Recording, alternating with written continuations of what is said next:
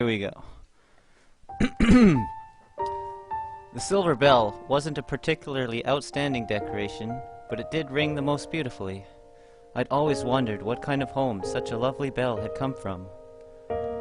It belonged to an old woman who lived alone without relatives, in a large mansion I'd never seen before. Madam, it's time for supper. Thank you, dear. Madam, the lilies in the garden have bloomed. I've put them in this vase. What a lovely scent. Madam, it started raining. Allow me to close the windows. Yes, and draw the curtains too. The old woman was waited on hand and foot by her servants. She'd rely on their help as she sat idly in her chair, listening to her favorite music. She'd even ask them to change out the records, but most of the servants seemed to genuinely adore their employer. But there was one thing the old woman would ask several times a day. Excuse me, but could you call Chris here for me? Later that same day. Oh, where is Chris? And again, even later. Please find Chris for me. Though normally obedient, this one request was always met with hesitation. Madam, Chris is already...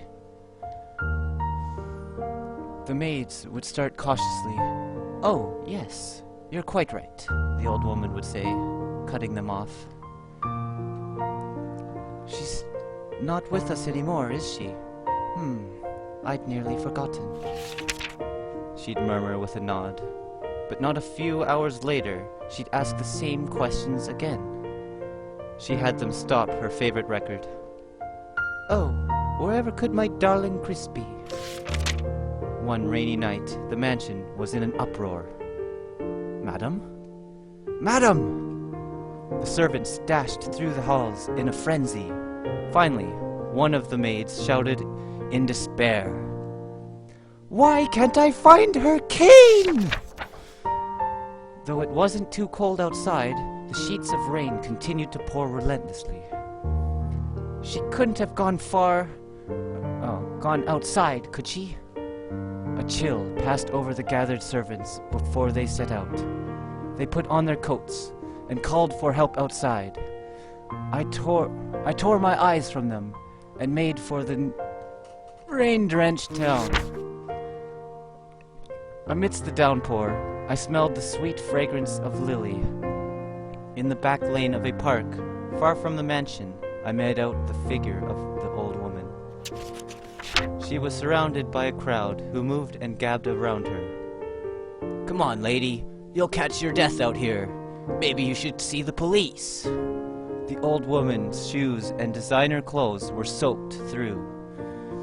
A man tried taking her by the hand, but the old woman refused to budge, her face adamant. Fed up with her antics, the men finally left, leaving her behind. I cautiously stepped out into her field of vision, and without saying a word, rang my silver bell. It rang clear through the rain. The old woman raised her head sharply in surprise. Her blurry eyes looked at me. Chris? Chris! Hurry! Chris! I need a herb! The old lady rasped. I rang the bell again in a nod, and then turned around. Chris! Wait! Hurry!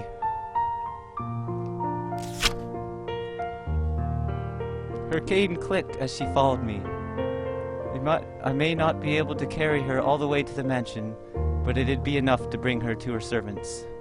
I stopped often to look over my shoulder, to make sure I didn't lose her.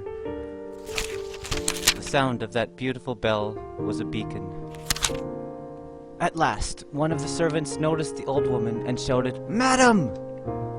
As she ran towards her, the old woman bent down to scoop me up and held me, trembling.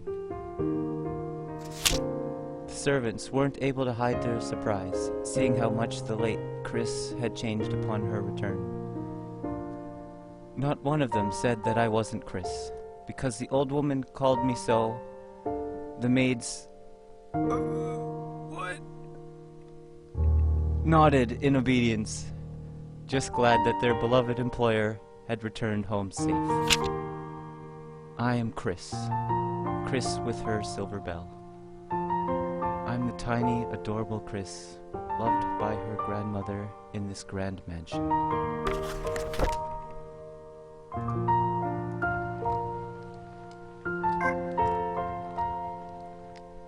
And that's all the time we have for today, children. This has been Storytime with UnLucky.